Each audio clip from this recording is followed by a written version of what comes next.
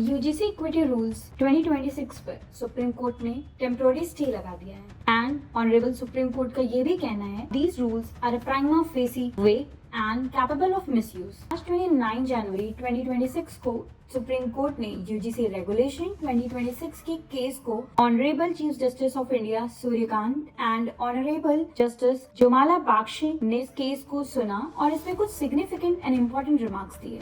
पहले तो बेंच ने कहा कि these rules are prima facie vague and open to misuse. Second, they questioned why caste-based discrimination was defined only for SC, ST and OBC students in Section 3, Subsection 1, Subclause C of UGC Regulation 2026, when discrimination is already broadly defined for everyone in Section 3, Subsection 1, Subclause E of UGC Regulation 2026. Honorable CJI ने तो यहाँ तक कहा whatever we have gained in terms of achieving a casteless society are now we are becoming a regressive one. और जब separate caste based hostels की बात आई तो he said for God's sake don't do this. Hearing के दौरान petitioners ने कहा कि the rules are violative of Article 14 by creating a hierarchy of victimhood or regulation.